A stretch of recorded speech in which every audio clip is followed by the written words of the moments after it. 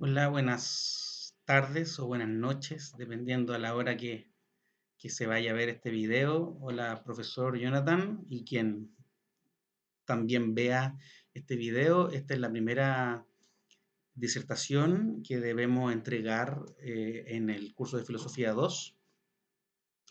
Nosotros leímos un paper que es la introducción editorial de un libro de Hermann Deuber que se llama En el ocaso del pensamiento occidental.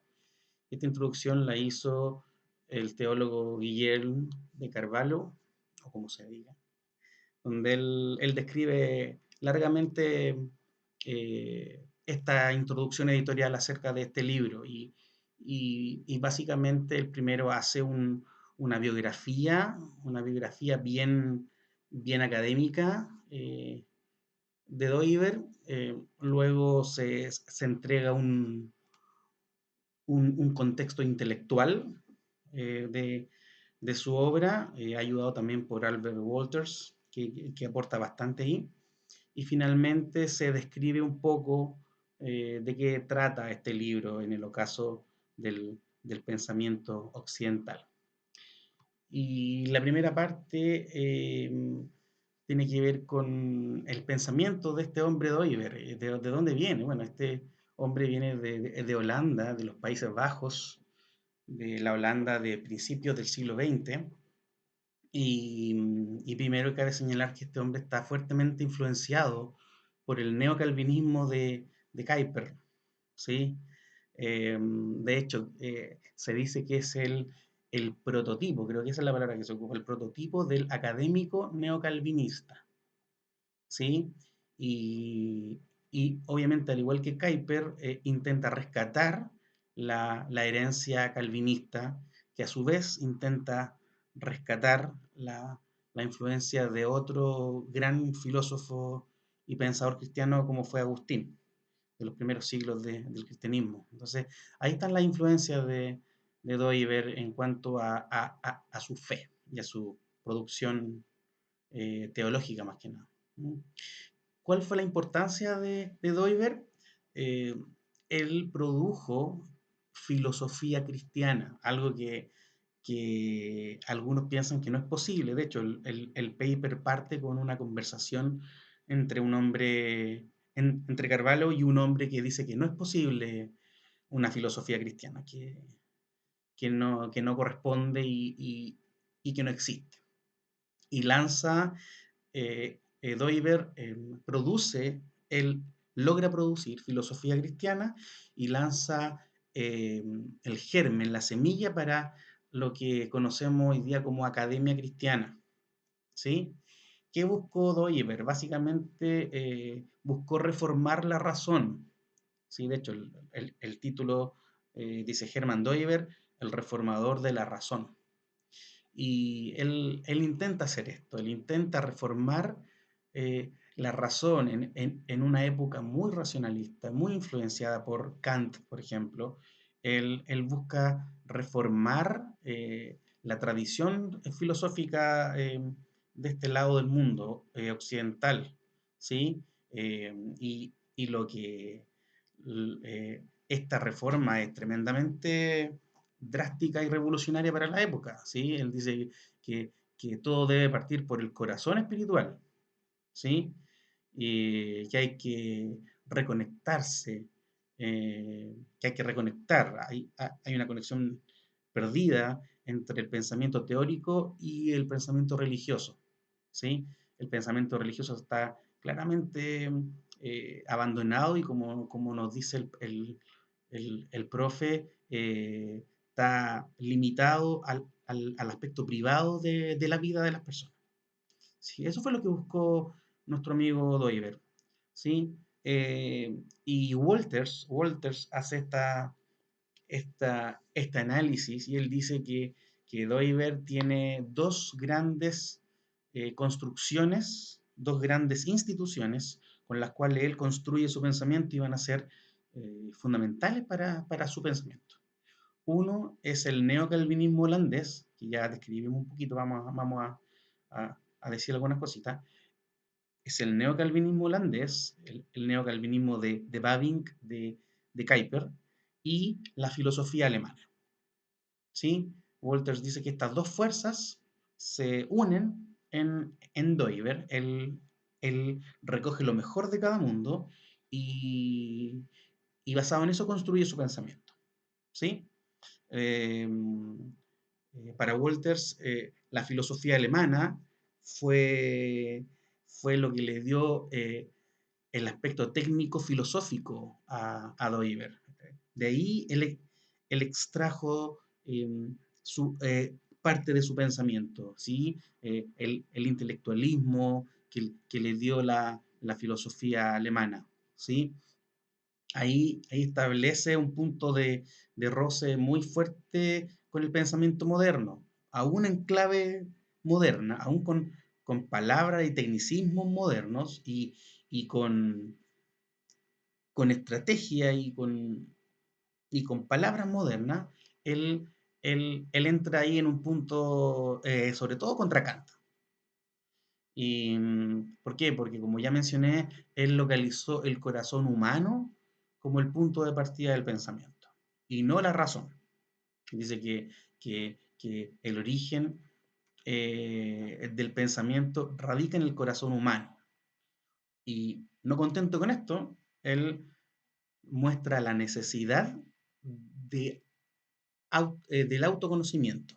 ¿Por medio de quién? ¿De la razón o de la experiencia? No. A partir del conocimiento de Dios. Por medio del conocimiento de Dios, uno puede conocer el resto de las cosas. ¿Sí? Uno puede tener un pensamiento crítico a partir del conocimiento de Dios. Sí, eso fue realmente polémico e innovador en la época. Esa es la parte filosófica de Doiber. ¿Mm? Por otro lado, tenemos el neocalvinismo holandés, que ya hablamos un poquito, ¿sí? Por supuesto que este neocalvinismo es su cosmovisión, ¿sí? La cosmovisión cristiana que él tiene la recoge de ahí, de sus raíces religiosas. Él siguió a Kuyper, por supuesto, ¿sí? Y Kuyper ya había mencionado como teólogo, como pastor, que el cristianismo necesitaba expresarse como una cosmovisión completa que permee todas las áreas de la vida, un sistema total de vida y de pensamiento, ¿ya? Sobre todo si quiere permanecer en pie en este ambiente moderno, humanista, tan racional y tan anti, no sé si anticristiano, pero tan secularizado como la época de comienzos del siglo XX. ¿Sí? Al igual como señala este neocalvinismo, él enfatizó la triada histórica de la creación, caída, redención, que propone Kuyper y proponen otros, ¿sí? Como la clave de las escrituras. Él dice que la historia está basada en esta triada, creación, caída, redención. ¿Sí? Y que ahí está la raíz del cristianismo, ¿sí? También mencionó y creyó Doiber que no hay una esfera intelectual neutra, ¿ya? Que no tenga influencia de la religión, ¿sí? Él dice, todo pensamiento tiene una influencia religiosa, ¿sí? Y eso también es contracultural, absolutamente.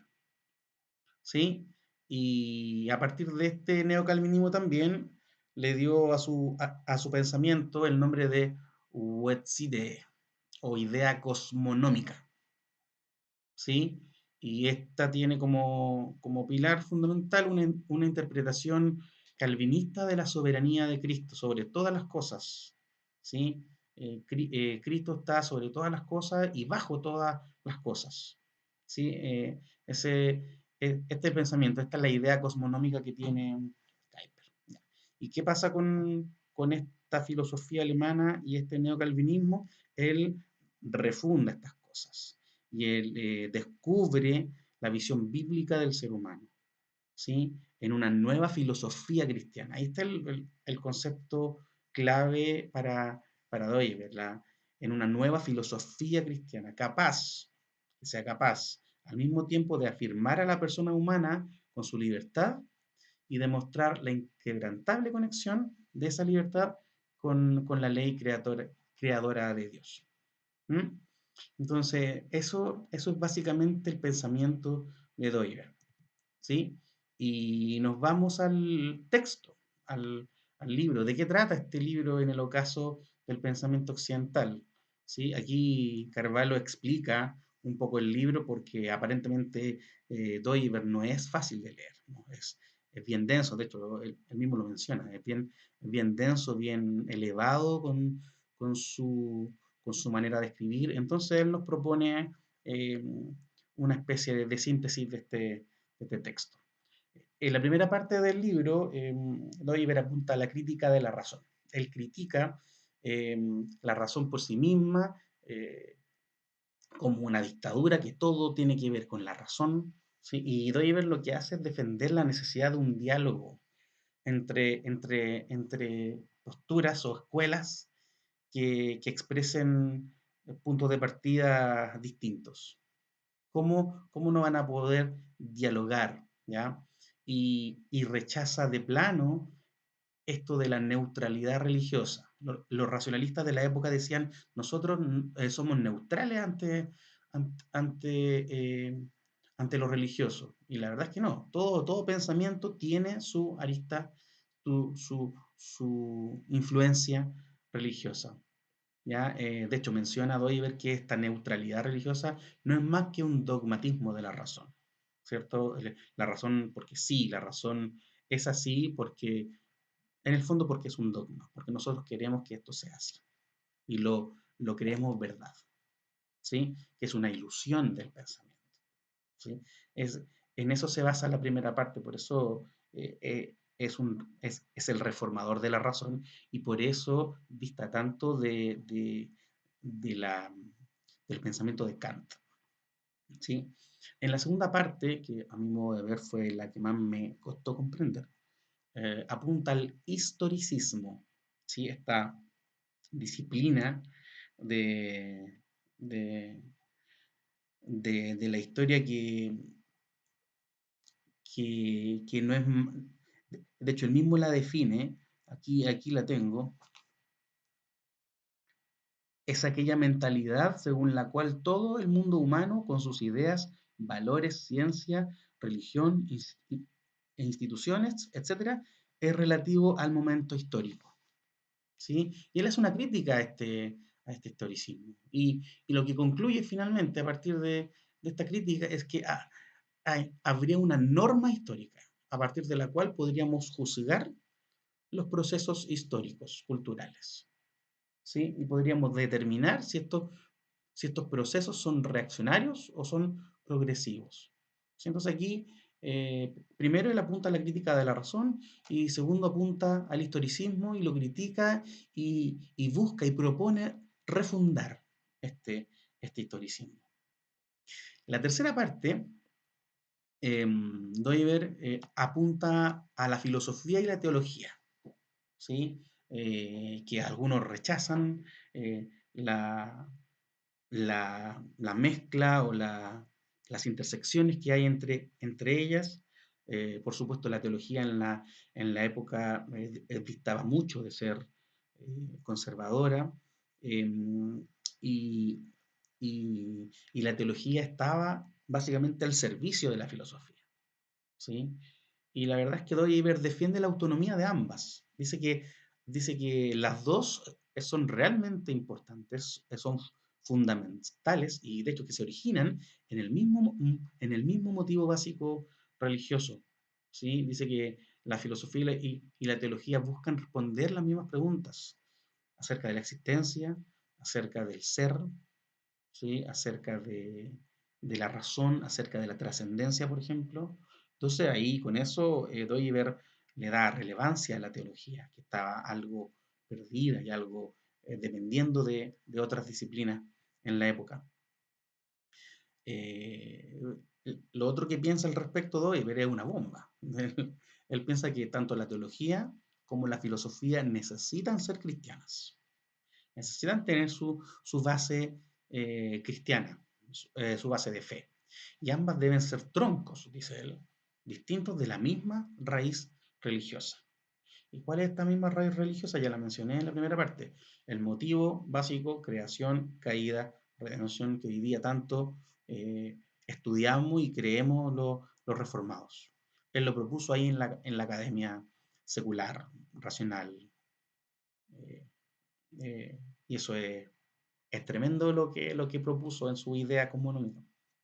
¿Sí? Y lo otro que él critica abiertamente, y esto es tremendamente actual, tremendamente contemporáneo, es el dualismo. El dualismo escolástico, que, que según Doiber es el principal responsable de que no podamos comprender realmente al hombre, de que el cristianismo por años no comprendió al hombre. Este dualismo que hoy día también aún combatimos, incluso en nuestras iglesias, en nuestras vidas, ¿ya? Él, él la critica ya hace más de 100 años, ¿sí? Dice que es necesario el desarrollo de una filosofía y una ciencia reformadas, con raíces bíblicas claras, originales. ¿Sí? Y para reformar la teología, dice él, es necesario superar este dualismo, que no, que no existe este dualismo, que es una mala herencia que tenemos de los escolásticos, de los griegos también, ¿sí? Y que en el fondo nos molesta y nos lleva a conclusiones erradas de la Biblia, de la fe, de nosotros mismos, del entorno, de los acontecimientos, de todas las cosas. Y en la cuarta parte es básicamente el clímax y la conclusión adecuada a los argumentos. ¿Sí? El hombre debe encontrarse con su verdadero origen, dice Doiber. Esa es la conclusión. El hombre occidental necesita renovarse, necesita renovar su cultura y su pensamiento. Y la iglesia, por supuesto, ¿qué debe hacer? Alejarse del dualismo y abrazar la palabra, porque la palabra es la única que puede restaurar al hombre. ¿Sí? La filosofía per se, la razón, no puede restaurar al hombre, sino que solamente la palabra lo puede hacer. ¿Sí? Eso es lo que presenta eh, Doiber. Rápidamente, algunas conclusiones. Primero, yo desconocía a Doiber y su importancia. Yo creo que es relevante rescatar a Doiber, rescatar su valor para los que abrazamos la fe reformada. Le dio forma al pensamiento cristiano reformado desde la filosofía y como sus antepasados neocalvinistas propusieron un evangelio que permea todas las áreas de la vida. Eso es lo primero. Segundo, fue valiente. Creo que hay que estar ahí y el hombre lo logró. Él fue valiente, su entorno tanto de la filosofía moderna como de la teología liberal que mandaban en la época, lo podrían haber llevado a desechar esta fe antigua que cree en milagros, que cree en la revelación de las escrituras, en una interpretación literal. Todo eso era tremendamente impopular en aquellos círculos intelectuales modernos. Y Doeber, en clave moderna, en su idioma, articuló el pensamiento reformado eh, en, el, en el comienzo del siglo XX. Yo destaco su valentía, pues era tremendamente fácil y muy conveniente para él no haber combinado fe y filosofía. Eh, no abrazar y confesar esta teología, esta fe conservadora que él tenía en esta modernidad racional. Tercero, le dio relevancia intelectual a la fe cristiana. Si bien la fe es íntima, es cotidiana, es comunitaria, Doiber prácticamente predicó el Evangelio a aquellos que no iban a ser alcanzados con la predicación callejera, ni con un evento evangelístico, ni con el pastor del pueblo. ¿Sí? Él habló de Cristo, finalmente habló de Cristo a la élite intelectual, en su idioma y con sus códigos. De hecho, el texto habla de una anécdota de un filósofo, Langmeijer, que fue invitado a un homenaje a Doiber y expresó que no ha habido otro filósofo más original que él en toda Holanda, siendo que tienen como visiones absolutamente distintas. Él pudo eh, expresar aquello. Me parece que esto puede ser útil incluso hoy, donde muchos intelectuales desechan por completo el Evangelio porque lo encuentran vulgar, poco racional, poco intelectual. Creo que personas como Manfred Svensson, por ejemplo, y otros pueden continuar la labor de Doyever en la academia, ya donde la verdad la iglesia tiene poco alcance. Finalmente, creo que nuestras iglesias necesitan estudiar filosofía. Hace poco un familiar muy cristiano, muy conservador, me dijo que no le importa la filosofía, porque él le crea la Biblia y con eso le basta.